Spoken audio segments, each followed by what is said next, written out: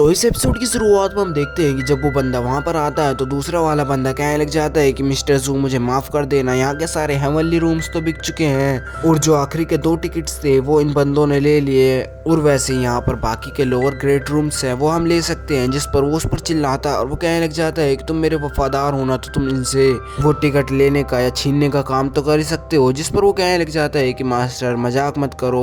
और अब जू गुस्सा होते हुए कहने लग जाता है कि मैं मजाक नहीं कर रहा हूँ, मैं चाहता हूँ कि तुम मेरे वफादार हो तो तुम मेरे लिए इतना काम तो कर सकते हो, चलो मैं इनके बहुत ज़्यादा पैसे दे दूंगा इनको।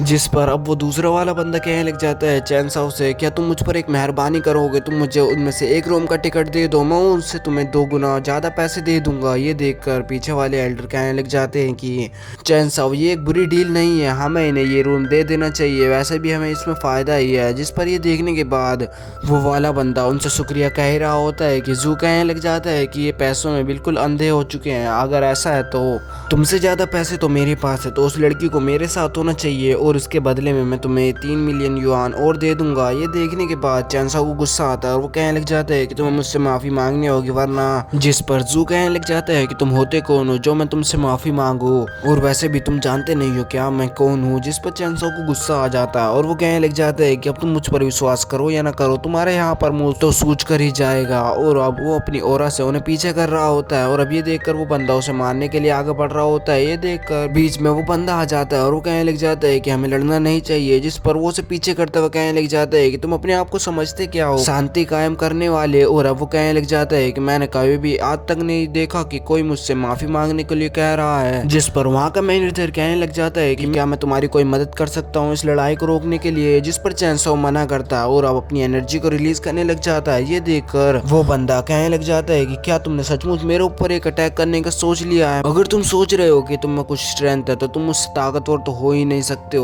और अब वो दोनों एक दूसरे पर अटैक करने लग जाते हैं और थोड़ी देर बाद हम देखते हैं कि चैनसाओ ने उस बंदे का गला पकड़ रखा है और हवा में उड़ा रखा होता है। ये देखकर वहाँ के सारे बंदे हैरान हो रहे होते हैं और अब वो बंदा झटपटा रहा होता है और चैनसाओ अपने हाथ में कुछ स्पिरिचुअल स्टोन लेकर उसके मुंह में भर देता है। ये देखकर वहाँ के सारे बंदे हैरान हो रहे होते हैं और उसके साथ का बंदा भी हैरान होता हुआ और डरते हुए कहने लग जाता है तुम ऐसा मत करो प्लीज। और अब जिस पर चैनसाओ कहने लग जाता है कि मैं तो बस इसे छोटा सा ज्ञान दे रहा हूँ कि कभी भी बिना किसी वजह के किसी के बीच में दखल नहीं देनी चाहिए। और अब वो उसके मुंह पर चाटे मारने लग जाता है जिस वजह से अब उसे गुस्सा आते हुए वो उस पर हमला करने की अब भी कोशिश कर रहा होता है। ये देखकर चैनसाओ कहने लग जाता है कि क्या तुम्हारा अब भी मन नहीं भरा है, तो अब वो अपनी स्पिरिचुअल एनर्जी से उस पर चाटे मारकर उसे बाहर फेंक देता है और अब बाहर के बंदे उसे देखकर हंस रहे होते हैं। ये देखकर चैनसाओ और बाकी सब अंदर चले जाते हैं और वो बंदा बाहर अपने साथी को देखने के लिए चला जाता है और बाहर हम देखते हैं कि उन्हें देखने के बाद बाकी के बंदे हंस रहे होते हैं और वो कह रहे होते हैं कि किसी ने इसका इतना बुरा हाल किया है, शायद इसने अंदर कुछ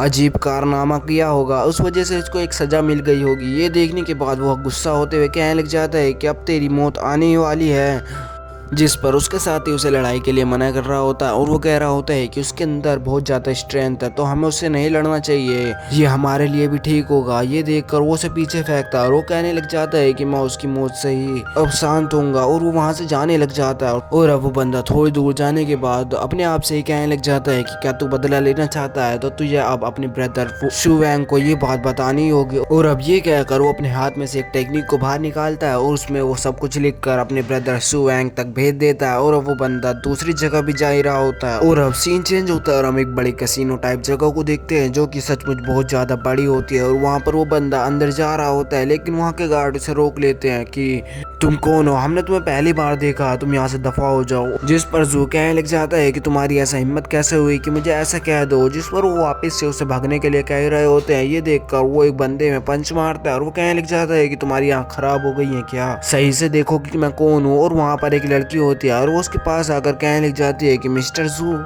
फेंग लियांचेंग से तुम्हारे हाल किसने किया। और अब ये देखकर वो उससे भी पूरी तरह से चिढ़ गया होता है और यहीं पर यह एपिसोड खत्म हो जाता है।